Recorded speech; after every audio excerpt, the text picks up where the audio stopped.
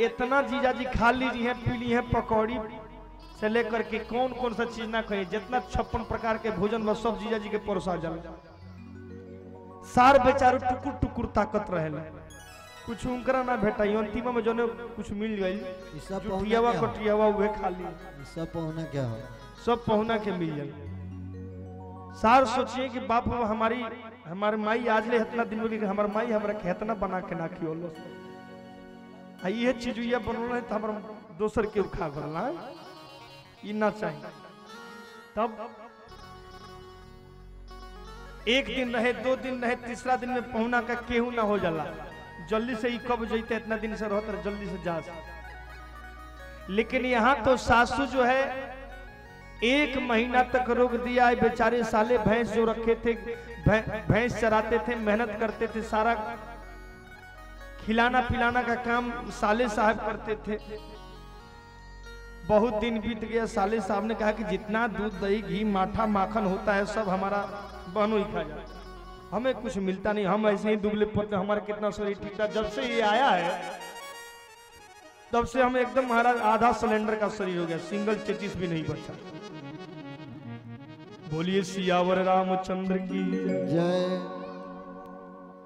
और जब रोज सुबह सुबह खिचड़ी बनाती थी सासू माँ, दामाद जी को खिचड़ी बड़ा पसंद था, तो 2 कलछुल गर्मा गर्म घी ले आकर के गिरा देती थी और ऊपर से दही, तब हम भोजन के काको ही। हाँ सारा काम सही हो जाला। अरे भाई पहले घी आया आगे दही तो भोजन के अब का, तो भोजन तो खूब मिलेला, बड़ा आनंद आवेला। तो पहले तो दही, उसके बाद ऊपर से घी जब मिलता था एकदम गर्मा गर्म तो खूब दबा के खाते थे, साड़ी सहित। दामाद जी कहते कि देखिए सासू माई दही खाते हैं पर ऐसे दही नहीं खाते, हम साड़ी वाला ऊपरा का जो होता है ना वही खाते, क्योंकि वही बचपन से खाए। साले जी ने कहा हम तो तारा के देखत तुम नहीं तार दही बताओ तक कितना साड़ी खोले बड़े। बोलिए सियावर रामचंद्र की जय जय। तो रोज घी खाते थे, अब तो दामाद जी एकदम लाल बबूला हो गए, खा के एकदम मोटी तगड़ा। साला ने कहा कि लगता है कुछ ना कुछ उपाय तो करना ही पड़ेगा। तो साले साहब ने क्या किया कि जीजा जी आपके साथ मुझे बड़ी खाने की इच्छा होती है, तो एक थाली परोस करके आया, और थाली परोस करके आए तो जो सासू माँ आई वह घी ले जा करके जो एक ही थाली में दोनों बैठ करके खा रहे थे, जीजा और साला। तो सासू माई दौड़े दौड़े गई या 2 कलछुल घी ले आ करके और दामाद जी की तरफ ही गिरा दिया। साले साहब सूखे सूखे बोले कि बारे माँ, देखिए अपने दामाद जी का कितना प्रेम है, हमको लगता है कुछ है ही नहीं, मैं जब से आया मेरा हक भी मार गया है। तो साला ने बुद्धि लगाया, बोला क्या करें क्या करें, तो बुद्धि लगाया, कहा कि जीजा जी आप तो बाहर ही रहते हैं, लेकिन सही बता रहे हैं, हम आपको एक चिट्ठी लिखे, और चिट्ठी लिखे तो सीधे जो है कि आपके अपने यहाँ से आपके यहाँ दिल्ली गया, ऐसे थाली है, अब बोला कि सीधे यहाँ से भेजो तो आपके पास दिल्ली गया होगा, लेकिन उधर से कोई दिल्ली गया पर उधर से कोई खबर नहीं आया। दिल्ली हमने भेजा खत को, चिट्ठी को, लेकिन उधर से कोई खबर नहीं है। थाली में एक उंगली से खींच दिया, डनार बना दिया। हाँ, तो जितना घी था टघर के इधर आने लगा। जीजा ने सोचा कि साला तो बड़ा होशियार हो गया, कोई उपाय करना पड़ेगा, लगता है कि बांध तो तोड़ दिया, सारा घी टघर के इधर ही जा रहा है। तो जीजा ने सोचा कि आपने तो चिट्ठी भेजा, लेकिन हमको लगता है बीच में ही रुक गए, हमारे पास नहीं है, काट दिया बीच में से, अब घी इधर रुक गया। लेकिन नहीं, हमने एक बार नहीं कई बार चिट्ठी भेजा, सारा घी खींच करके इधर आने लगा। जीजा ने कहा कि भाई आप चिट्ठी तो भेजे थे, लेकिन ना जाने उसमें गाजर माजूर क्या क्या लिखा, लीपा पोती कर समझे में नहीं आ रहा, लीपा पोती हुआ। जीजा जी साले ने कहा कि बाप रे बाप, चलो भाई ना आधा तोरा ना आधा मोरा, सबके भोरम भोरा, दोनों के पूरम पूरा हो गया, दोनों भर पेट खाए। बोलिए सियावर रामचंद्र की जय। तो जितना साले कम नहीं उतना जीजा भी कम नहीं। तो हमारे नारायण जी ने क्या कहा, नारायण जो कहो सुमानहु, नारायण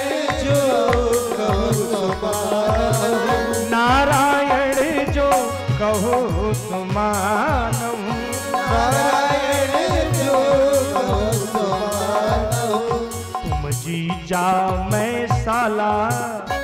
राम जी अगर नहीं आप झुकते हो तो कहो चलो मैं आपके अयोध्या में चलूं। अब मैं झुक जाऊंगा, आप कहिएगा क्या? मैं जीजा तुम साला। लक्ष्मण जी ने कहा बस बस बस बस बस बस बस बस, ये नहीं होने वाला है। क्योंकि ये काम होने वाले। बोले कि क्यों नहीं होगा? क्योंकि हमारे यहाँ से जो ऋषि थे, श्रृंगी ऋषि, पहले तो उन्हीं का ससुराल आपके यहाँ है, तो ये हमारा भी नाता बनता है कि तुम साले हो। लक्ष्मण जी का इतना ज्यादा खतरनाक बात तो मत करिए, जो मैं कर रहा हूँ वही होगा। बोले क्या? तो झुकेंगे रघुवर, तो झुकवा लो। क्यों नहीं झुकवा रहे हो? तब से हमारी बहनें बोल रही कि झुक जाओ झुक जाओ झुक जाओ, कितना निवेदन करें, आप झुक ही नहीं रहे हो। लक्ष्मण जी ने कहा घबराइए मत, बुद्धि हम लगा रहे हैं। देखते देखते देखते भगवान श्री राम की तरफ लक्ष्मण जी का नेत्र गया, दृष्टि गई, और देखते देखते उनके आंखों में अश्रुधारा भर गई कि राम हमारे झुकना पड़ेगा यार। राम जी ने कहा कि नहीं झुकेंगे नहीं। अब हमारे लक्ष्मण जी चरणों में गिर गए। चरणों में गिरे तो राम जी ने कहा लखन ये क्या कर रहे हो? लक्ष्मण जी ने कहा कि भैया आज आपको देखकर के मेरा मन मोहित हो गया है। लगता है आपके स्वरूप को देख करके न जाने कितने करोड़ों करोड़ों कामदेव मोहित हो गए हैं। आज मैया सीता को देखकर, आपको देख करके जी किया कि आज अपने प्रभु के चरणों में मैं गिर जाऊं, लौट जाऊं। लेकिन ये कौन सा बुद्धि लगा लिया तूने? अरे यहाँ लोटे को तो हमको उठाना पड़ेगा। तो हम चाहते हैं कि आज सभा में, ससुराल में अगर हमको उठा लोगे ना तो हमको ससुराल में कभी उठ करके रहना पड़ेगा। छोटे भाई की बात मान लो। राम जी ने कहा लो फंसा दिया लखन। छोटा ना फंसाए तो बड़ा की फंसाने की क्या होगा? छोटा ने फंसा दिया। तो राम जी ने कहा कि चलो उठ जाओ, मैं कहता हूं। लेकिन नहीं नहीं नहीं, पकड़ के आज उठाना पड़ेगा। सीता मैया मुस्कुराई, हा हा वाह लखन, तुम्हारे बुद्धि को मैं दाद देती हूँ। हमारे राम जी ने कहा नहीं उठोगे तो नहीं उठेंगे, हम समझ गए तुम हमारा पक्षपात नहीं कर रहे, तुम सीता का पक्षपात कर रहे हो। मिथिला वाले हो गए हो ना, हम जानते हैं ससुराल में अपना जमाना चाहते हो। और राम जी ने क्या किया? लक्ष्मण जी को जो ही झुका करके उठो उठो, लक्ष्मण जी ने कहा मैया बस बस बस, इशारा कर दिया धीरे से। तो हमारी सीता मैया ने 6 वर्ष की जो छोटी है जयमाल गले में पहना दिया और बन गए क्या? तुम जीजा मैं साला, सुनहु नृप दशरथ के लाला। तुम जीजा मैं साला, सुनहु नृप दशरथ के लाला। तुम जीजा मैं साला, सुनहु नृप दशरथ के लाला। तुम जीजा मैं साला, सुनहु नृप दशरथ के लाला। ए हो दशरथ के लाला, दशरथ के लाला। ओहो दशरथ के लाला, ओहो दशरथ के लाला। के पहिर जयमाला, सुनहु नृप दशरथ के लाला।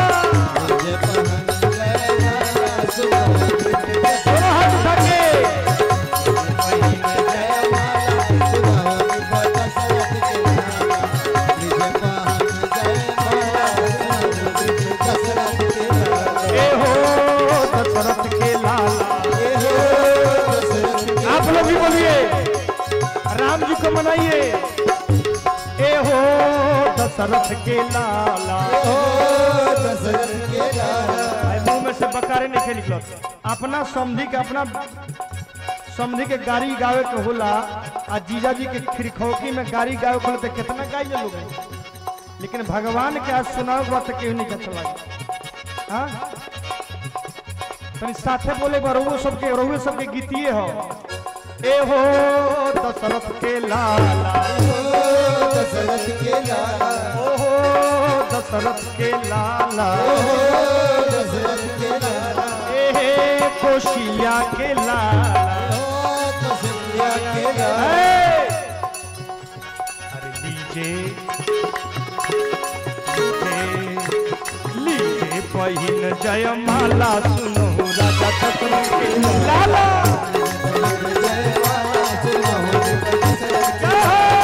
लीजिए पहिन जयमाला, सुनो नृप दशरथ के लाला।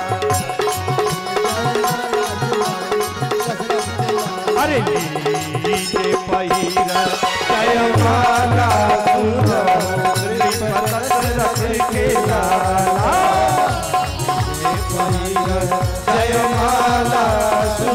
विपद दशरथ के लाला। राम जी झुक गए, सीता मैया ने जयमाला पहना दिया, और जो जयमाला पहनाया महाराज जितने भी वहां पर राजा सब थे, सब लोग का मुख सूख गया। मुख सूख गया कैसे? जैसे खूब सुंदर सावन के महीने में हरियाली छाई हो, बदली से सब जगह घिरा हुआ हो, और उसी समय भयंकर धूप हो जाए और शरीर कुम्हलाने लगे, उसी प्रकार जितने भी राजा महाराज थे सब लोग का मुख कुम्हला गया। जिस सीता के लिए, जिस सुंदरी के लिए हम लोग आए थे, वह हम लोग का यात्रा फेल हो गया। क्यों क्यों यात्रा उन लोग का फेल हुआ? हमारे राम जी का यात्रा फेल नहीं हुआ। यात्रा उनका सफल क्यों हुआ? इसका कारण बताते हैं। जो माता पिता गुरु के चरणों की सेवा करता है, सम्मान करता है, बड़ों का आदर करता है, वह व्यक्ति कहीं हार नहीं सकता, वह जीत जाएगा। इस प्रतियोगिता में हमारे राम जी सरकार जीत गए हैं। क्यों? कि माता पिता गुरु ना वही माता, ये हमारे राम जी का काम है। यहाँ पर जरा बताइए, कितने माताएं बहने, यहाँ लोग लुगाई जितने लोग कथा श्रवण कर रहे हैं, कौन कौन सुबह उठ करके माता पिता के चरणों को वंदन करता है? जरा हाथ उठा के बताइए। झूठ नहीं बोलना है, सत्य बोलना है, यह मजाक बात नहीं है, हकीकत की बात है। सत्य बात। कौन कौन लोग माता पिता के चरणों को रोज वंदन किया करते हैं? देखिए इतने लोग के बीच में सत्य में एक आदमी दिख रहे हैं। ये कथा सुनने का मतलब क्या होता है? कितने लोग टेलीविजन के माध्यम से नित्य कथा सुनते हैं, मोबाइल के माध्यम से कथा सुनते हैं, रोज कथा सुनते हैं, रोज रामायण पढ़ते हैं। क्या उस रामायण के एक भी चौपाइयों का आपने अनुसरण किया, अपने जीवन में उतारा? क्या मतलब आ रहा है कथा सुनने का? कथा का उल्टा ही ठाक हो गया। कथा शब्द का उल्टा क्या हुआ? ठाक। कथा सुनते सुनते कथाओं का ठाक लग गया, और कथा सुनते सुनते हम भी थक गए, लेकिन हमारा जीवन कभी सुधरा नहीं। या यही श्री रामचरितमानस की कथा सुनते हैं आप? महाराज, अगर आपको यात्रा में जाना है और सारे काम आपको लग रहे हैं कि काम होगा या नहीं होगा, आप असमंजस में पड़ गए हैं, संशय में पड़ गए हैं, भ्रम में पड़ गए हैं, शंका में पड़ गए हैं, तो शंका करने की जरूरत नहीं है। उसका सबसे बड़ी औषधि है क्या? घर में माता पिता। एक लोटा जल लीजिए, एक कटोरा लीजिए, और माता पिता के चरणों को धो लीजिए, और धो करके खूब प्रेम से, खूब शौक से जल को लीजिए, और खूब भरपेट आत्मा तृप्त हो जाएगा। देखिए वो जल कितना मीठा लगेगा। पी लीजिए, और माता पिता का हाथ अपने सर पर फेरवा लीजिए, और उसके बाद यात्रा करिए। महाराज, अगर ब्रह्मा की विधि में अगर नहीं लिखा होगा, वो भी कार्य आपका सिद्ध नहीं हो गया, तो महाराज ये बात मैं फिर दोबारा नहीं कहूंगा, क्योंकि खुद का मेरा प्रैक्टिकल है। यह हमारे कोरिया से, भोरे प्रखंड से हमारे बैठा जी, हमारे जवाहिर जी भगत जी, और उनके साथ एक और भगवान के परम भक्त आए हुए हैं। तीनों लोग जो अभी आपने देखा कुछ देर पहले चैनल के माध्यम से बड़ी दूर दूर चला गया होगा। ज्यादा भक्तों का नाम नहीं लेना चाहिए, होशियार के लिए इशारा काफी। उतना दूर से आए हैं। ये लोग हमारे घर के हरदम आते जाते रहते हैं। कोरिया से और हमारा गांव ज्यादा दूर नहीं, हमारे यहाँ आते रहते हैं। मैं भले यहाँ हूँ, माता पिता का मेरा जन्म यही है, लेकिन मैं रहता कहीं और हूँ। लेकिन इन्होंने देखा है कि मैं माता पिता की, अरे अहंकार की बात नहीं कर रहे हैं, लेकिन गर्व होता है कि मेरे माता पिता में सेवा करने का मुझे अनंत भाग्य प्राप्त हुआ है। ये मुझे गर्व होता है कि जिसके माता पिता हो वह माता पिता को नहीं समझता, लेकिन जिसके पास माता पिता नहीं है ना, वो समझता कि हमरो माई रही थी, हमरो बाबजी रही थे तो हम भागवत कथा सुना दे, हमरो माई बाबजी रही तो आज सारा दुख के बात माई बाबजी से कही देते हैं। क्यों? जब आदमी जब तक रहता है तब तक उसका मोल नहीं है, लेकिन वही व्यक्ति जब बिछुड़ जाता है तब समझ में आता है कि वो कितना बड़ा हीरा था। हाँ? जीवन जिसे कहते हैं जादू का खिलौना है। जीवन जिसे कहते हैं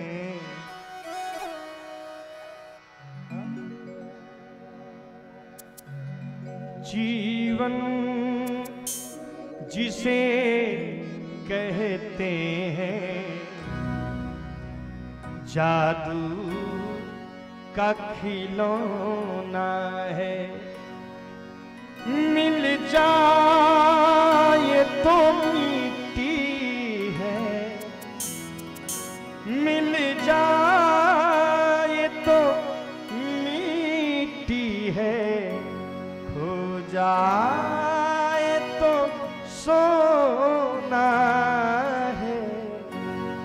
जीवन जिसे कहते हैं जादू का खिलौना है। अरे महाराज ये जीवन है, जब तक है तब तक हम इसे खिलौना समझते। क्या है इसका मोल? कितने गलत सलत क्या क्या काम कर दे। जब तक हमारे माता पिता हैं तब तक माता पिता के मोल को नहीं समझते, लेकिन जिस दिन माँ जिस दिन पिता का साया हमारे सर से उठ जाता है, आज जिस दिन उस व्यक्ति को कजिया के दिन, श्राद्ध के दिन पिता का पगड़ी उसके माथे पर जब बांधा जाता है महाराज, उस दिन वह बेटा जरूर रो देता है कि भला थे चाहे बुरा थे, मैंने माता पिता का कभी सेवा नहीं किया, लेकिन आज पगड़ी बांधने पर यह महसूस हो रहा है कि आज सारा भार हमारे पिताजी हमारे ऊपर छोड़ करके चले गए। महाराज मैं आप सभी से विनती करता हूं कि वही श्री राम है कि अपने पिता के चरणों का वंदन किए, गुरु का सत्कार किए, गुरु का वंदन किए, बड़ों का आदर किए, छोटों का सम्मान किए, शत्रुओं को भी सम्मान किया। जिसने आदर किया, सत्कार किया, व्यवहार उनके एकदम मीठे शहद के रस के जैसा है, वो हमारे श्री राम जी। महाराज ये तो स्वयंवर है, बड़े बड़े शत्रुओं को जीत लेते हैं। क्यों? माता पिता और गुरु, गुरु ब्राह्मण के चलते भगवान श्री राम कहते हैं विप्र प्रसादात धरणी धरो हम, विप्र प्रसादात कमलावरो हम, विप्र प्रसादात अजिता जितो हम, विप्र प्रसादात मम राम नाम। विप्र में ब्राह्मण भी आते हैं। विप्र जो महाराज माता पिता के रूप है, माता पिता भी एक विप्र है, गुरु भी विप्र है, भगवान भी वही है। तो ये सब विप्र है महाराज, ये ब्राह्मण है, ब्राह्मण के भगवान के रूप में आते हैं, भगवान साक्षात हैं। और इनके जो आशीर्वाद को प्राप्त किया हमारे श्री राम जी ने कहा है विप्र प्रसादात धरणी धरोहम, विप्र के आशीर्वाद से मैं धरती को धारण करता हूँ। और धरती पर इसका और अर्थ है कि धरती में बार बार अवतार लेता हूँ। विप्र प्रसादात कमला वरोहम, और ब्राह्मण के आशीर्वाद से मैं कमला का वर यानी लक्ष्मी का पति हूँ। अविप्र प्रसादात अजिता जितो हम, और ब्राह्मण के आशीर्वाद से ही जिसको सृष्टि में कोई नहीं जीत पाता उसको मैं जीत लेता हूँ।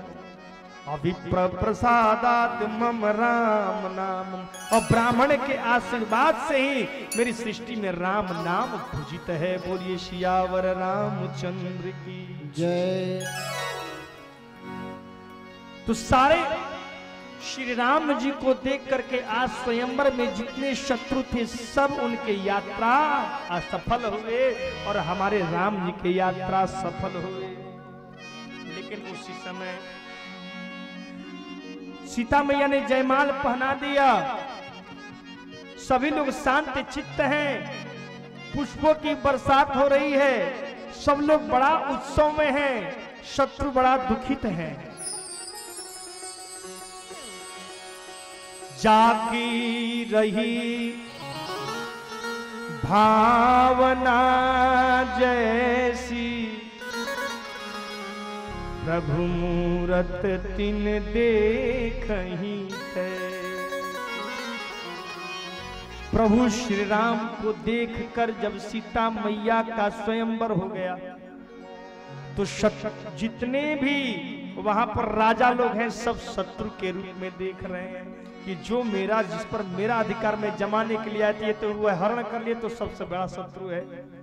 संत लोग दर्शन करने आए तो साक्षात भगवान दिख रहे थे, देवता लोग आकाश मार्ग से अपने पालनहार दिख रहे थे, जितने मनुष्य थे साक्षात भगवान संतों के धरती के रक्षक दिखाई दे रहे थे, जितनी माताएं थी वही राम पुत्र के रूप में दिखाई दे रहे थे, जिन माताओं के स्तन से दूध छलक उठी, जितनी मिथिलानियां थी कुंवारी कुंवारी वह अपने पति के रूप में दिखने लगी राम को। यहाँ पर गोस्वामी तुलसीदास ने सुंदर चौपाई को लिखा, जाकी रही भावना जैसी, प्रभु मूरत तिन देखहि तैसी। महाराज हम जो कथा कह रहे हैं ये हम भगवान क्यों ही मान करके कथा कहते हैं, भगवान को सब कुछ समझ करके न्यौछावर कह करके समझ करके तब कथा कहते हैं। ये मेरे कहने की भूमिका है कि मैं कैसे कहूं।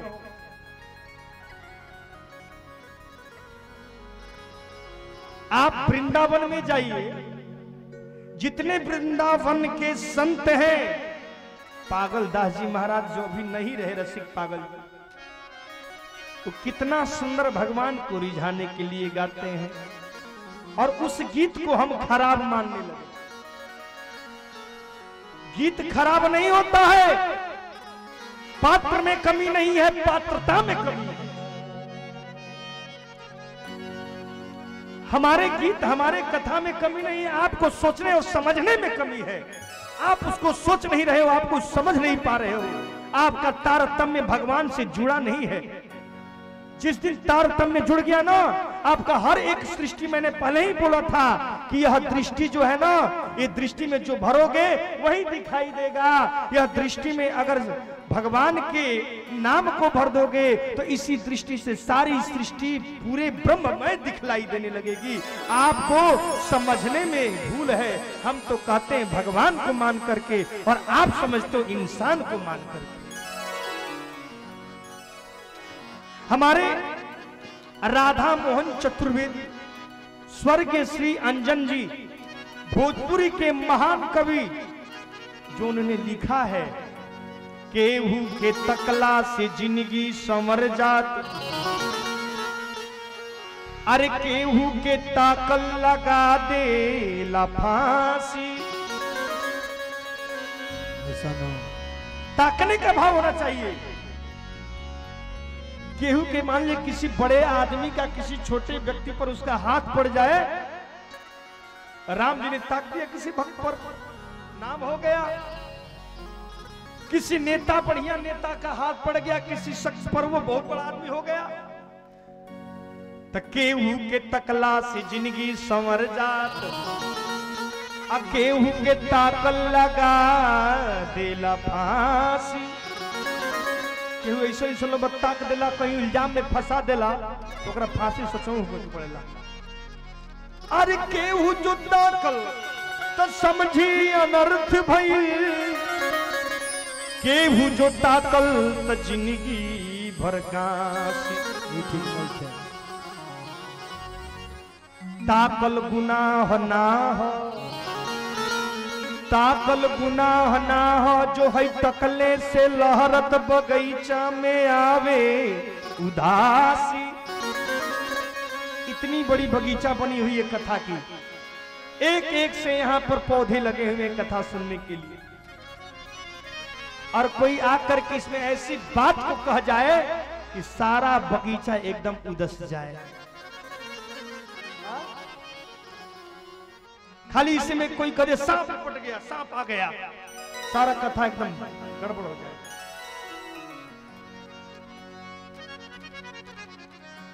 अरे केहू के तकला से जिंदगी संवर जात, केहू के ताकल लगा दे लफासी। केहू जो ताकल तो समझी अनर्थ भइल, केहू जो ताकल तो जिंदगी भरकासी। ताकल गुनाह ना जो तकले से लहरत बगीचा में आवे उदासी। तो ताकी मत माँ की मत ताकी मत ठाव ठाव, अखिए में नरक कुंड अखिए में काशी। हमारे कहने में कमी नहीं है, आपको समझने में कमी है। ये समझ समझ की बात है, जो समझ गया वो उनको समझ गया। जो नीचे से सोचता है वो हरदम नीचे, जैसा हम रहेंगे ना वैसा ही हमारे विचार बनेगा। समझने की बात है। इसीलिए धर्म के मार्ग पर जब चलोगे ना तो हजार लोग उंगली उठाने वाले मिलेंगे, पैर खींचने वाले मिलेंगे, लेकिन एक ही व्यक्ति मिलेगा कि आपके धर्म के मार्ग को ले जाकर के स्थान पर बिठा देगा। एक ही दो आदमी ऐसे होते हैं, हर आदमी तो पैर खींचने के लिए है। कभी कथा भजन सत्संग पूजा पाठ धर्म कर्म यज्ञ करा करके देखना, सबसे पहले लोग आपको पैर खींचने के लिए मिलेंगे, मनोबल को डाउन करने के लिए मिलेंगे। मिलते हैं कि नहीं? अरे कहां तक उसकी सहारा करो, मदद करो, सहयोग करो, सहायता करो, उसकी पैर को खींच करके उसके मनोबल को डाउन करना यह धर्म के विरुद्ध है। भगवान कहेंगे जितना तुम्हारे भक्तों को पैर खींच रहा है, मैं तुम्हारे सभी परिवार को, तुमको भी मैं पैर खींचूंगा। ये घबरा ले बेटा, समझ तू बात नहीं समझ रहा है तो। महाराज मुश्किलें होती है आसान बड़ी मुश्किल से। ये कथा जो है ना मुश्किल नहीं है, लेकिन इस कथा का सहयोग करना, कथा में चलना, सभी लोग का सम्मति से कथा होना, बड़ा मुश्किल से कथा कराया जाता है। लेकिन बुरा काम तो फट से हो जाएगा। बुरा काम के लिए आप मुहूर्त दिखाओ और हो सके तो खिसकाओ, अच्छे काम के लिए मुहूर्त मत देखो, पुनः कर डालो। पुनः काम को करो, अच्छे काम के लिए पुनः सोचो विचारो मत। करना है तो करना है, और बुरा काम को जितना हो सके उतना पीछे हटाते जाओ। मुश्किलें होती है आसान बड़ी मुश्किल से, होश में आता है इंसान बड़ी मुश्किल से। धर्म के राह पर चलना बड़ी है मुश्किल। हजारों बात हम लोग को सुनना पड़ता है, व्यास पर बैठे हैं ना, हजारों बातों को हम लोग को सुनना पड़ता है कि महाराज जी इस तरह नहीं इस तरह, उस तरह नहीं इस तरह, इधर नहीं इधर, दाएं नहीं बाएं, बाएं नहीं दाएं, आगे नहीं पीछे। कई लोगों को सुनना पड़ता है। हम कहते जब आप ही हो तो क्यों नहीं आप ही समझा देते। बुलाने की जरूरत क्या है, कहने की जरूरत क्या है। मुश्किलें होती हैं आसान बड़ी मुश्किल से, होश में आता है इंसान बड़ी मुश्किल से, क्योंकि धर्म के राह पर चलना बड़ी है मुश्किल। इस मार्ग पर चल करके देखो, हजारों लोग उंगलियां उठाना शुरू कर देंगे। धर्म के राह पर चलना बड़ी है मुश्किल। अरे आदमी बनता है इंसान बड़ी मुश्किल से, आदमी बनता है इंसान बड़ी मुश्किल से।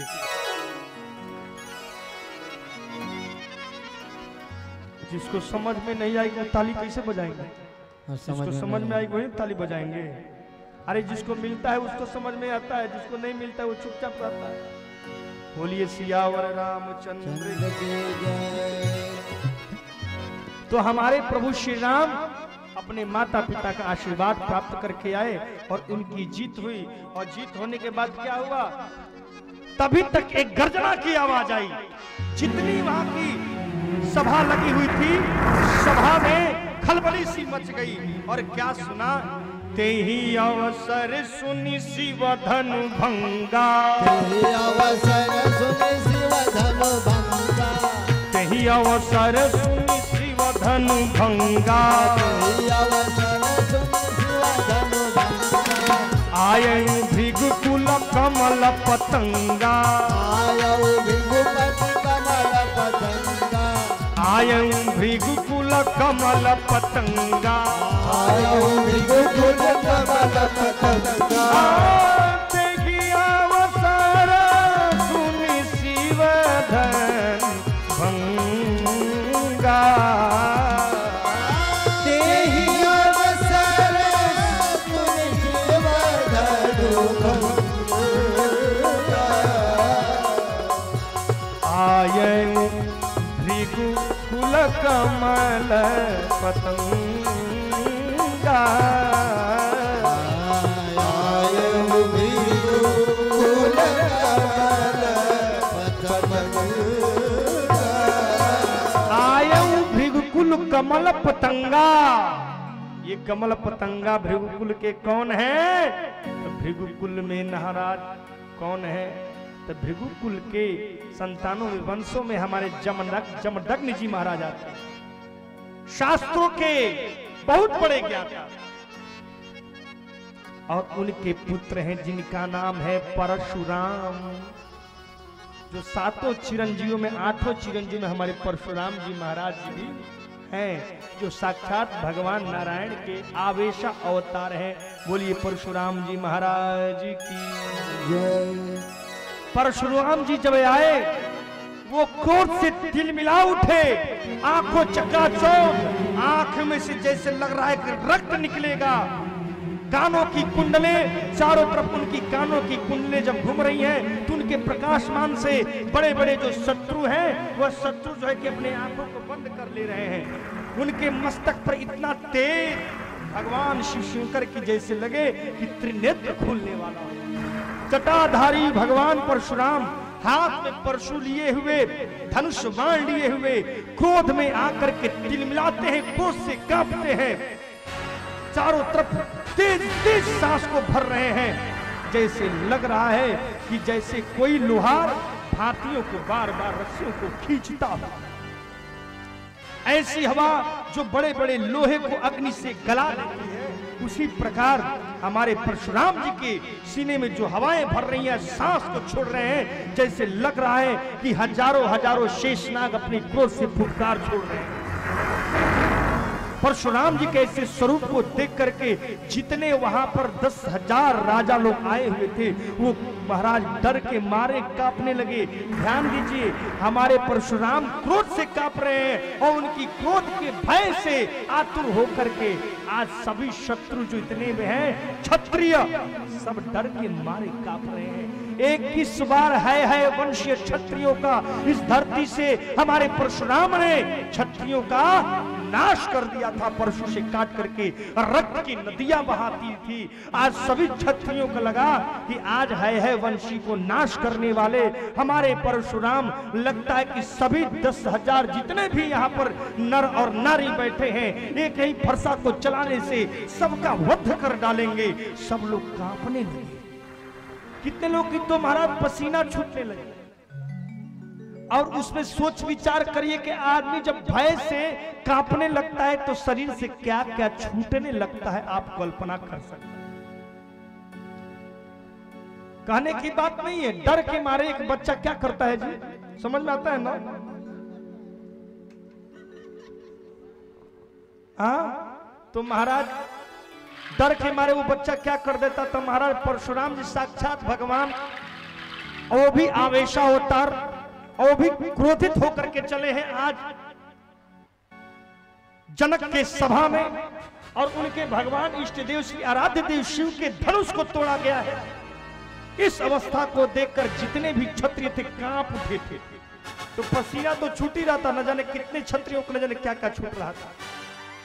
बोलिए सियावर रामचंद्र की जय। लेकिन ध्यान रहे, कितने लोग कहते हैं कि परशुराम जी क्षत्रियों को इस बार धरती से विहीन कर दिया था। गलत बात, कभी सोच विचार करके ही कहो। है वंशी का जो राजा था सहस्त्रबाहु, यह सहस्त्रबाहु है वंशी क्षत्रिय का राजा था, जो बहुत प्रकार का अत्याचार था, भ्रष्टाचार फैलाता था, जिसके कारण हमारे परशुराम जी ने उस है वंश क्षत्रिय उस सहस्त्रबाहु का वध किया था और सभी है वंशियों का नाश कर दिया था, क्योंकि परशुराम जी ने प्रतिज्ञा किया था कि वही सहस्त्रबाहु के पुत्रों ने आकर के और जमदग्नि उनके पिता का वध किए थे, बहुत निर्मम तरीके से हत्या किया था। आज वही स्वरूप देख करके सभी क्षत्रिय डर के मारे कांप रहे हैं। जनक जी अपने स्थान पर स्थिर हैं, वो भी कांप रहे हैं कि मैंने जो कार्य सोचा था आज ठीक विपरीत होता जा रहा है। इधर सीता मैया भगवान से शंकर जी से मना रही हैं कि हे भगवान शिव शंकर, अगर आपने हमारी इज्जत प्रतिष्ठा को रखी है तो आगे भी आपका ही हाथ है कि आपका धनुष टूटा है और आपका ही भक्त शिष्य यहाँ परशुराम जी आए हुए हैं और आपके ही भक्त यानी आपकी जो धर्म पत्नी है माता गिरिजा पार्वती, उनकी भक्तिनी मैं हूं। इसलिए शिव शंकर जी से कहती हैं और बार बार गिरिजा से कहती कि मैया शिव शंकर की प्रार्थना करो, और शिव शंकर जी परशुराम जी के मन में कैसे समा जाए, एकदम भोला सा विचार हो जाए। बोलिए सियावर रामचंद्र की जय। सभी जितने थे क्षत्रिय डर के मारे कोई नहीं जा रहा कि अगर हम जाएंगे और प्रणाम करेंगे तो प्रणाम करने के बाद यह शीश रहेगा कि नहीं, झुकने के लिए कोई पता आता है नहीं। इसलिए एक ने कहा कि अगर नहीं गए तो भी मरेंगे और गए तो भी मरेंगे, तो क्यों नहीं झुक के ही ब्राह्मण के चरणों में मरो, ये अच्छा रहे। जो बुद्धिजीवी क्षत्रिय थे वो जाते हैं और क्या कहते हैं, पितु समेत कही कही निज नामा,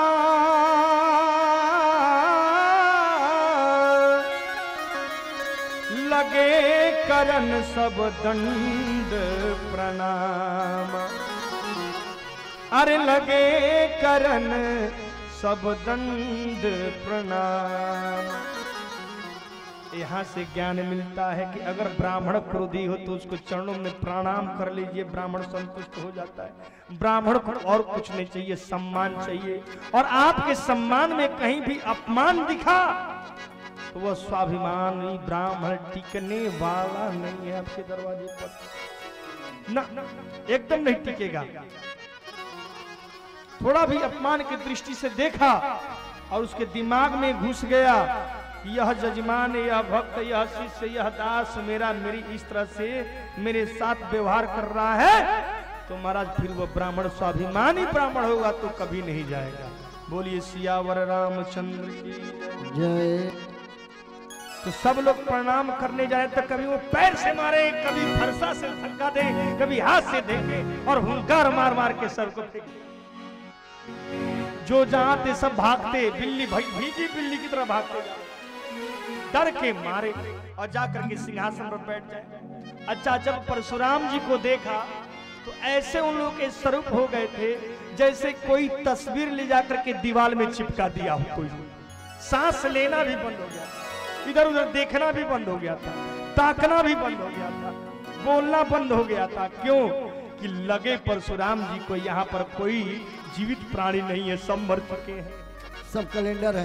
हाँ, सब चित्र लटकाया गया, ऐसा लगा। डर भी हो तो कैसा, ऐसा एकदम मूर्ति की तरह खड़े हो गए हैं, हिलना डुलना, सांस लेना डुलना सब बंद। लगे परशुराम जी को यह लगे कि यह इसमें जीव नहीं है, प्राण नहीं है, बगैर प्राण का खाली शरीर रखा गया है। बोलिए सियावर रामचंद्र जय। सब अपने अपने पिताजी का नाम, अपने राज्य का नाम लेकर के अपना नाम बताएंगे तो परशुराम जी को लगेगा कि इसको अहंकार है, तो अपने पिताजी का नाम लेते हैं, क्योंकि राम जी से यह सीख मिला है। राम जी से यह सीख मिला है कि राम जी ने अपने माता पिता को प्रणाम करके आए थे, नाम लेकर के आए थे तो इनकी जीत हुई। आज वही राम जी से सबको सीख मिला है। राम जी सिखाते हैं अपने कर्मों के अनुसार और कृष्ण जी सिखाते हैं अपने वाणी के अनुसार। सभी को ये ज्ञात हो गया कि राम जी जो किए हैं वैसा हमको करना पड़ेगा। तो सब लोग अपने पिता का नाम लेकर के, कोई उसी में है अपने माता का नाम लेकर के बताता है, कोई दादा का नाम लेकर बताता है, उसी में कोई दौड़े दौड़े आता है तो कहता है कि माता पिता का नाम नहीं लेंगे क्योंकि ये है ब्राह्मण और किसी गुरु ब्राह्मण का नाम ले लेंगे तो हो सकता है कि पक्षपाती हो तो मान जाए। तो दौड़े दौड़े आता करके मैं वशिष्ठ जी का शिष्य हूँ, मैं दुर्वासा जी का शिष्य हूँ, ऐसे बोलते हैं। जहां जब आ जाता कि हाँ वशिष्ठ जी का शिष्य हूं, दुर्वासा के शिष्य हूं, अत्रि का शिष्य हूं, कश्यप का शिष्य हूं, तब परशुराम जी देखते और बस छोड़ देते, कुछ नहीं करते। हाँ हाँ ठीक है जाओ, जाकर अपने अपने आसन पर बैठ जाते। महाराज तब हमारे जनक जी ने सीता को बुलाया, मैया सीता, बेटी सीता हो। सीता मैया आगे इसलिए आई क्योंकि परशुराम जी सबसे बड़े शक्तिमान है और शक्ति किससे टिकती है? हमारा साक्षात आदि शक्ति जगदम्बा यहाँ शक्ति है। यहाँ पर राजा विदेह जनक जी जानते हैं कि जिस धनुष को कोई नहीं उठा सका था, उस धनुष को एक बार हमारी बेटी सीता लिप रही थी तो धनुष को सोचा कि यहाँ पर कैसे लिपि पोतूं, तो धनुष को एक हाथ उठा लिया, एक हाथ लिप पोत दिया। जिस धनुष को हमारे राजा जनक कई हजार हाथियों के द्वारा खींच करके ले जाकर के उस धनुष को रखा गया, वह सीता एक हाथ से धनुष को उठा करके और लिप पोत रही थी। उसी समय से हमारे महाराज जनक के मन में यह जग गया कि एक हाथ से धनुष को उठाने वाली उसी वर्ष से विवाह होगा जो एक हाथ से धनुष उठा करके प्रत्यंचा को चढ़ा देगा, उसी से इसका पाणी ग्रहण संस्कार होगा। आज वही हमारे जो जनक महाराज हैं वो समझ गए कि ये साक्षात आदि शक्ति जगदम्बा जगत जननी मां भवानी पराम्बा जो है धरती से निकली हुई है। भले मैं इसका जनक हूं लेकिन ये सबकी जननी है, मेरी भी जननी है। इसलिए शक्ति को आगे कर दिया और शक्ति को आगे करके सीता मैया से कहा कि बेटी इनके चरणों को प्रणाम करो। चरणों को प्रणाम किया, सीता मैया ने आशीर्वाद दिया, सौभाग्यवती भव, अखंड सौभाग्यवती भव। प्रेम से नहीं दे रहे हैं, जैसे मानो अहंकार में आकर कर दे, अखंड सौभाग्यवती भव। अब परशुराम जी ने देखा और देख करके परशुराम जी मुख की तरफ देखते ही आधा शक्ति वही समाप्त हो गया। परशुराम जी जो ही शक्ति की तरफ देखा, आधी शक्ति वहीं पर समाप्त और आधा क्रोध वहीं पर समाप्त। क्योंकि आदि शक्ति जगदम्बा एकदम ऐसी मोहिनी मैया है कि इनको आपके पास कितना भी क्रोध हो ना, आप देखिएगा, आपके पास कितना भी क्रोध हो, मां के मंदिर में चले जाओ और उनके आंखों से आंखें मिलार करके देखना, मां इतनी करुणा की रूप है कि जैसे लगता है कि मां की ममता के आंसू मां के आंखों से छलकते रहते हैं। और उस मां के रूप को देख लो तो महाराज सच में आंखों से आंसू छलकते। ये है मां, तू कितनी अच्छी है, तू कितनी प्यारी है, भोली भाली है,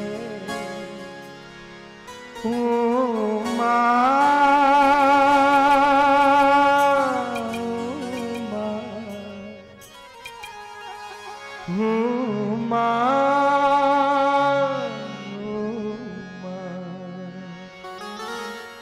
तू कितनी अच्छी है, तू कितनी प्यारी है, भोली भाली है, ओ मां, ओ मां,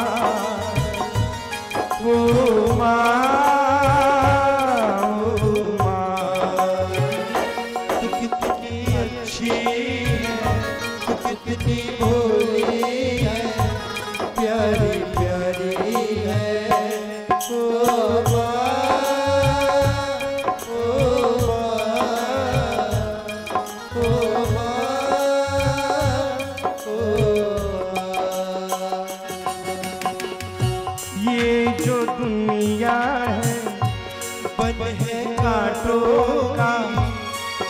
फुलवारी है। ओ माँ, ओ माँ, ओ माँ, ओ माँ।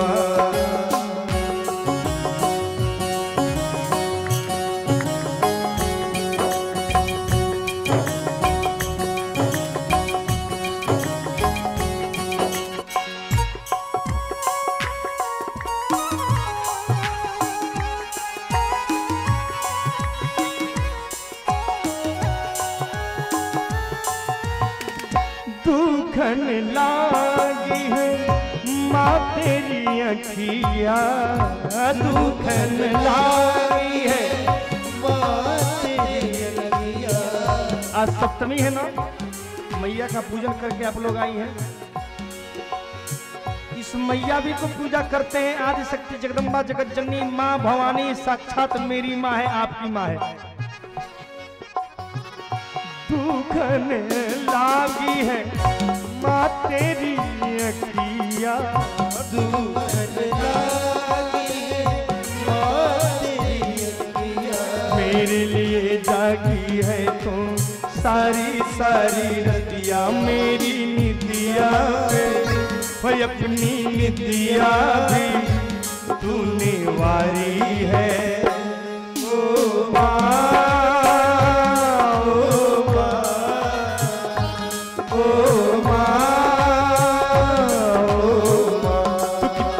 अच्छी है भोली भाली है, प्यारी प्यारी है। ओ माँ, ओ माँ, ओ माँ, ओ माँ। तेरा साथ है तो मुझे क्या कभी, अंधेरों से जय हो मैया। रही रोशनी। तेरा साथ है तो मुझे क्या कमी है, मुझे क्या कमी है। अंधेरों से भी मिल रही रोशनी। तेरा साथ है।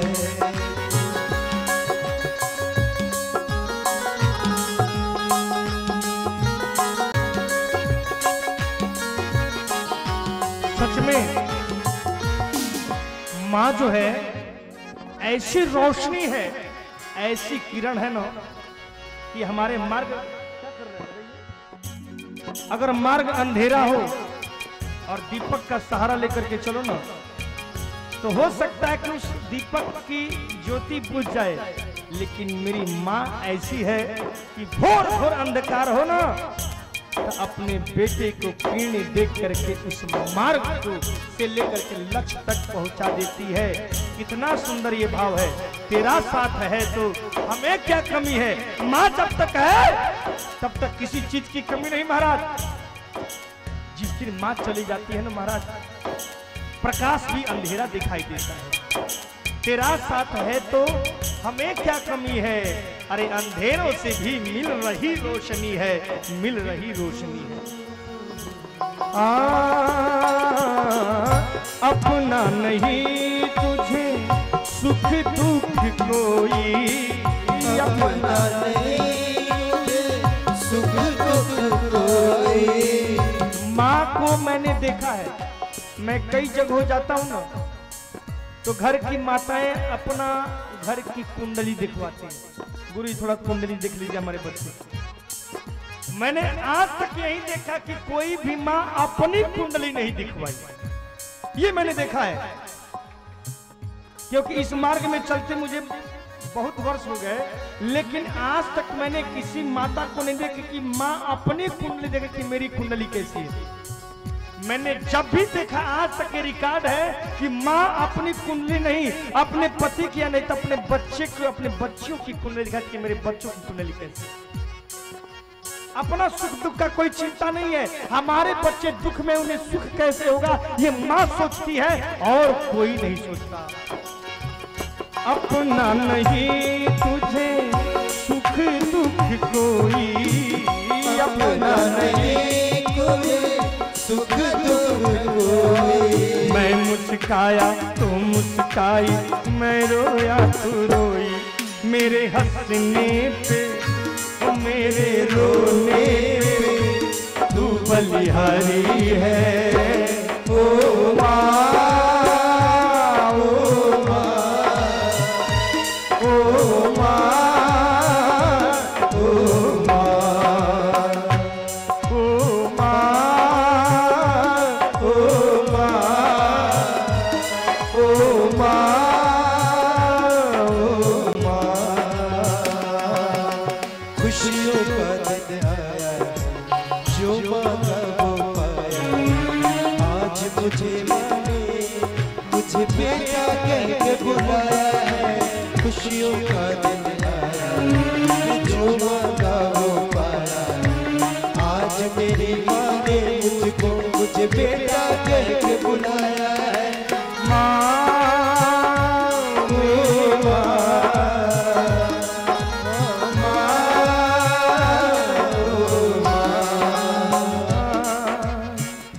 माँ बच्चों की जान होती है, माँ बच्चों की जान होती है।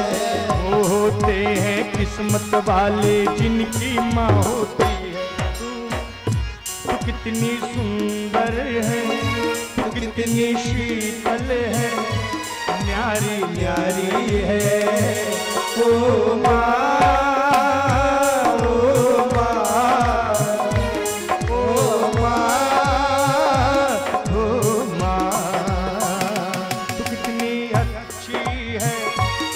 कितनी भोली है, प्यारी प्यारी है। ओ माँ, ओ माँ, ओ माँ,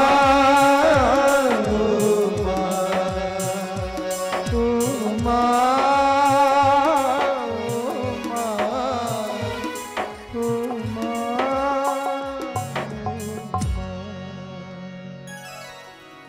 कितना भी आपके पास क्रोध हो, संकट हो, चिंता हो, दुख हो, आपत्ति हो, आपत्ति काली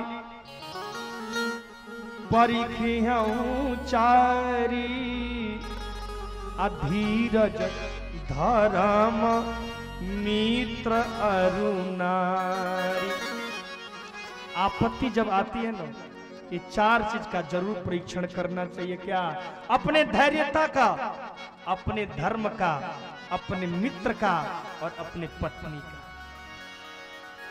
क्योंकि जब आपके ऊपर संकट विपदा आती है ना, तो धैर्य आपका खो जाता है, आप विचलित हो जाते हैं। भले ही धैर्य खो गया, धीरज धर्म। कितने लोग थोड़ा सा संकट आता है ना, तो हमारे हिंदू लोग थोड़ा सा पैसा पाकर क्रिश्चियन बन जाते हैं। लानत है तुम्हारी जिंदगी पर। थोड़ा सा पैसा विदेशी टुकड़े क्या पा गए और धर्म परिवर्तन कर लिया, भगवान को बदल दिया। ये कैसा धर्म है तुम्हारा? इसका मतलब तुम्हारे पास जो संकट है, संकट की सहने की क्षमता नहीं। तुम्हारे जैसा संसार में कायर कोई हो ही नहीं सकता। धीरज धर्म और मित्र। जब आपके पास गरीबी आए ना, जब आपके पास गरीबी आए और दरवाजे पर टूटा फूटा खटिया चरपाई हो, तो कोई आपके घर में बेटी बहन चाहे भाई की शादी, तो कोई न्योता तक देने नहीं आता है। भाई क्या जाएंगे, 10 को लेकर जाएंगे, लड्डू खिलाकर पानी पिला देंगे, तब इज्जत की धजिया उड़ जाए। रहने के लिए दरवाजे पर एक चचरा भी तो नहीं है बांस का, वो भी टूटा फूटा सड़ा है। घर की व्यवस्था देखो, इतना सड़ा सड़ा व्यवस्था। पहनने के कपड़े तन पे नहीं है, खाने के 2 वक्त की रोटी नहीं है। ऐसी जब अवस्था आती है ना, तो महाराज वक्त के आंच में पत्थर भी पिघल जाते हैं। वक्त के, हमारे गुरुदेव पंडित श्री चुमर मिश्रा जी का ये बहुत बड़ा सुंदर यह शेर है। वक्त जब आता है ना खराब, तो वक्त के आंच में पत्थर भी पिघल जाते हैं। कहे टूट कर, जिसने कहा था कि हम आपके तूफान में भी खड़े हैं, आधी रात के आपके लिए खड़े हैं, लेकिन जाइए तो आंखों में आंसू लेकर के अजगर का, मगरमच्छ का आंसू लेकर के बहाना बना देते हैं। वक्त के आंच में पत्थर भी पिघल जाते हैं, कह कहे टूट कर अश्कों में बदल जाते हैं। अरे उम्र भर कौन किसकी याद किया करता है, अरे वक्त के साथ में ख्यालात बदल जाते हैं। गरीबी जब होती है, गरीबी तोड़ देती है, गरीबी तोड़ देती है जो रिश्ते खास होते हैं। जब गरीबी होगी ना तो अपना खास रिश्ता टूट जाएगा। गरीबी तोड़ देती है जो रिश्ते खास होते हैं, और पराये भी अपने होते हैं जब पैसे पास होते हैं। महाराज, कोई साथ देने वाला नहीं होता, और साथ देने वाली है ना तो मां के सिवा कोई नहीं है, कोई नहीं है वो मां के सिवा। देख लीजिएगा, पत्नी आपकी साथ छोड़ देगी, मित्र साथ छोड़ दिए, धर्म आपका साथ छोड़ दिया, आपके धैर्य साथ छोड़ दिए, जिसके साथ आप खेलते कूदते थे और जश्न मनाते थे वो साथ छोड़ करके चले गए, वह गजेंद्र की तरह।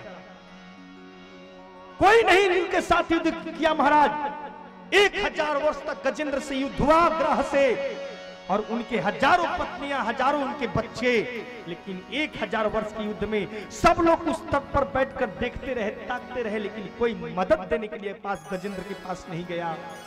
और अंत में माता पिता ही भगवान होते हैं, और वही भगवान माता पिता जब किसी के पास संकट आता है ना तो लोग कहते अरे माई रे माई, अरे बाप हो बाप, अरे माई हो माई, अरे बाप हो बाप। तो माई या माई या बाप कोई और नहीं है, साक्षात भगवान है। माँ बाप हमारे साक्षात भगवान है। उस समय माँ और बाप बन करके हमारे भगवान विष्णु चक्र सुदर्शन को पहले छोड़ दिया और ग्रह का मुख फाड़ दिया, और उसी गज को बचाया है, उबारा है हमारे भगवान ने। यह सब कोई छोड़ देगा, लेकिन हमारी माँ कभी नहीं छोड़ सकती है। इसलिए मेरे भाइयों, मेरे बहनों, जो भी कथा सुन रहे हैं ना, माँ की इज्जत प्रतिष्ठा करना। और सच में कहता हूँ, अगर कितना भी क्रोध हो ना, कितना क्रोध से तिलमिला उठे हैं ना, जाकर के उस जगदम्बा मैया के सामने, उनके मूर्त के सामने खड़े हो जाना, और जरा नैन से नैन मिला करके मैया के सामने खड़े होना। माँ करुणा से भरी हुई है, आपको देख करके जैसे लगेगा कि सारा वहीं पर क्रोध संकट समाप्त हो गया। ध्यान से देखना, परशुराम जी का आधा क्रोध समाप्त, शक्ति क्षीण हो गई शक्ति का दर्शन करके। उसके बाद हमारे परशुराम जी से विश्वामित्र ने देखा कि परशुराम जी क्रोध में, तो जनक जी ने जो ही सीता मैया को प्रणाम कराया, विश्वामित्र जी भी देखे और दौड़ करके जा करके विश्व जो है कि परशुराम जी को अखबार ले लिया, प्रणाम किया, अखबार ले लिया, अखबार लेकर के पीछे से बाह पकड़ लिया, जिस हाथों में फरसा पकड़े, जिस हाथों में परशुराम जी फरसा पकड़े थे, दाहिने हाथ को पकड़ लिया अपने हाथों से, और धीरे से इशारा किया राम जी को कि आकर के प्रणाम कर लो, बोलिए सियावर रामचंद्र की जय। यही होता है, जैसे मानो ये रामचरितमानस हमें ज्ञान दे रहा हो कि गुरु जी अपने शिष्य को बचाने के लिए कितना भी बड़ा अगर काल सामने खड़ा हो ना, उस काल को रोकने की क्षमता गुरु जी के पास है। यह गुरु विश्वामित्र से ज्ञान मिलता है। बोलिए सियावर रामचंद्र की जय। क्योंकि महाकाल को पकड़ करके ही हमारे परशुराम जी आए थे।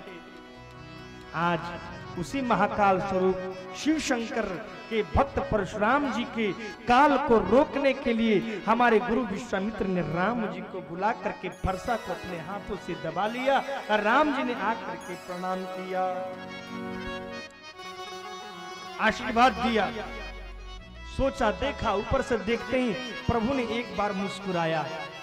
अच्छा, एक बात देखिएगा, जब हमारे भगवान चितवन नेत्र से अगर देख करके मुस्कुरा दे, समझ लेने आपको माया घेर लिया। भगवान जब आपको चितवन टेढ़ी नजर करके देखते, हमारे कृष्ण जी वृंदावन बिहारी के जो वृंदावन के संत हैं, वो लोग कहते हैं कि भगवान मुझे तो आप चाहिए, लेकिन आपकी माया भी हमें चाहिए। आप तो चाहिए ही, लेकिन साथ में आपकी माया भी चाहिए, क्योंकि माया ही ब्रह्म को दर्शन करा सकती है। एक संत ने कहा ये तीर नजर ये कातिल निगाहें बनाता है जिसको भी दिल का ठिकाना, बनाता है जिसको भी दिल में ठिकाना, उसे याद रहता नहीं ये जमाना, उसे याद रहता नहीं ये जमाना।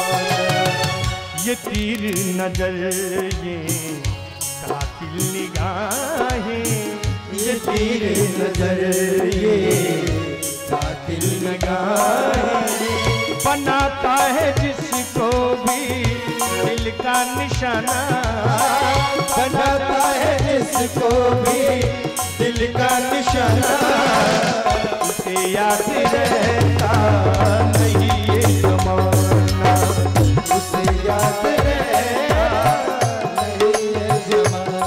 वो आज का नहीं है खेल है पुराना, आज का नहीं है खेल है पुराना, दीवानों के दिल पे ये जादू चलाना, दीवानों के दिल पे ये जादू चलाना, ये जादू चलाना।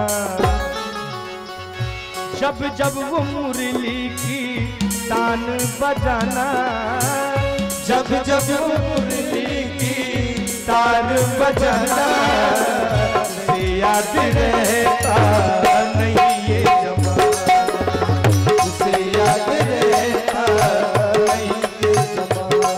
हो जाने वाले हो जाने वाले हो जाने वाले हो जाने वाले ना फिर लौट के दर पे आने वाले, जाने वाले हो जाने वाले जाने वाले हो जाने वाले, उसे याद रहता नहीं ये जमाना, उसे याद रहता नहीं ये जमाना। सब हमारे राम जी एक बार तिरछी नजरों से देखा परशुराम की तरफ, माया आ करके चढ़ गई, वो सारे जमाने को भूल गए और कुछ देर के लिए परशुराम जी भी स्तंभित हो गए, हाँ? रुक गए, क्रोध को भूल गए, माया क्या होती है भूल गए, मेरा धनुष है मेरे शिव का धनुष है, ये सब भूल गए कुछ पल के लिए। फिर राम जी ने मुस्कुराना बंद किया और फिर उसी क्रोध पे आ गए परशुराम जी। महाराज उस समय अतिरिस बोले वचन कठोरा, कहु जाई जनक धनुष के तोरा। परशुराम जी कठोर भाषा में बोलते हैं कि ऐ मूर्ख जनक, ये हमारे भगवान आराध्य देव भगवान शिव शंकर त्रिपुरासुर को जीतने वाले हमारे भोलेनाथ, मेरे स्वामी के धनुष को किसने तोड़ा है? जिसने इस धनुष को तोड़ा है मेरे शास्त्र बाहु की शत्रु के समान है, मेरे सामने ला करके खड़ा कर दो, नहीं तो जहां तक तुम्हारा राज्य है मैं इस पूरे धरती को लुट पलट कर दूं। जनक जी चौंक से गए, अब क्या होगा, क्या उपाय बताएं महाराज? तब हमारे जनक जी कुछ बोलते नहीं, हमारे राम जी मुस्कुराते हैं, हम मुस्कुरा करके कहते हैं, नाथ शंभुधन भंजन निहारा, नाथ शंभुधन भंजन हारा, नाथ शंभु धनु भंजन हारा, नाथ शंभुधन भंजन हारा, होई केहू एक दास तुम्हारा, कोई केहू एक दास तुम्हारा, होई केहू एक दास तुम्हारा, कोई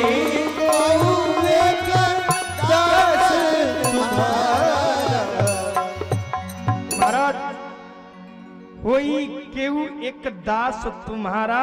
महाराज ये धनुष को किसने भंजन किया, किसने तोड़ा? तो उत्तर सुन लीजिए, वो आपका कोई दास ही तो होगा। दास होगा, इसमें कितना बड़ा रहस्य है। रहस्य है कि जब तक हमारे राम जी धनुष तोड़ रहे थे तो तोड़ने वाला जो था, क्योंकि बल और शक्ति अहंकार वो चला गया। जब तक आदमी कर्म करता है तब तक वह कर्तृत्व होता है। जब तक कर्म आप करते तभी तक कर्तृत्व है, और जब तक वह कर्तृत्व चला जाता है तो कर्म के साथ वह कर्तृत्व भी समाप्त हो जाता है। तो राम जी धनुष तोड़े तब तक हमारे राम हमारे रक्षा की सृष्टि के पालक थे, लेकिन अब जो कि परशुराम जी दिखाई दे तो ये सृष्टि के पालक नहीं, आज दशरथ जी के एक छोटे से बालक है। वहां पर बोले क्या महाराज, और कोई नहीं तोड़ सकता, कोई आपका दास ही तो तोड़ा होगा। यानी अभी अनुमान लगा रहे हैं किसने तोड़ा होगा। परशुराम जी ने कहा, सेवक सो जो करे सेवकाई, सेवक जो करे सेवकाई, हरि करनी करी करियो लड़ाई, हरि करनी करिए लड़ाई, सुनहु राम जय ही शिवा धनु तोरा, सुनो राम जो शिवा धनु तोरा, सहस बाहु सम सोरी पुमोरा, सहस बाहु सो सोरे पमोरा, सहस बाहु सम सोरी पुमोरा, सहस बाहु सम सोरे पमोरा। अरे राम है बालक। सेवक वो होता है जो सेवकाई करता है, मालिक के साथ लड़ाई नहीं करता, हर बात बात पर लड़ाई नहीं करता, जवाब नहीं देता,